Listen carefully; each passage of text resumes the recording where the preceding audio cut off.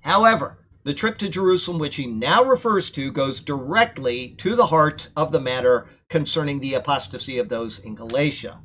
For this reason, it says he went up again to Jerusalem. As always, noting a trip to Jerusalem includes the idea of ascending. It doesn't matter where you come from, you are always ascending when you're going to Jerusalem. You could be coming from the north, south, east, or west, you're always going up. You could be going from Mount Hermon, which is way taller than Jerusalem, and you're still going up to Jerusalem. Regardless of the point on the compass or the elevation from which one goes there, it is always considered a trip up. It is as if a throne in a court is being approached for a decision on a matter, and such is certainly the case here. The record of this trip is found in Acts chapter 15, and it is known as the... That's right, the Council in Jerusalem. You got it backwards. I'm kidding. It doesn't matter which way you say it. He said Jerusalem Council. I say Council in Jerusalem. It's the same thing.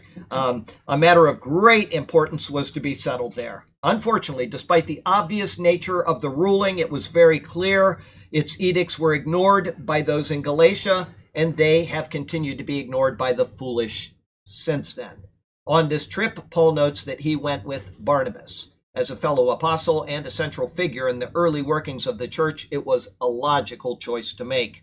Barnabas was a Jew, and his presence filled an important point for those at the council to consider. Had he participated in Paul's evangelistic efforts, he had participated in Paul's evangelistic efforts, and he was able to confirm the message which Paul preached among the Gentiles. But to ensure that the message was perfectly understood, Paul next notes that he also took Titus, that's his words from here, with him. The reason for bringing Titus along is to confirm the gospel message which Paul preached elsewhere. It will be explained precisely in the coming verses. Titus is not specifically mentioned as having gone with Paul in Acts chapter 15, but the account does say that Paul and Barnabas and certain others of them went up to Jerusalem. So there's no contradiction there either. Titus would be among these certain others. And his importance in having gone will now be seen in the epistle to the Galatians. I got a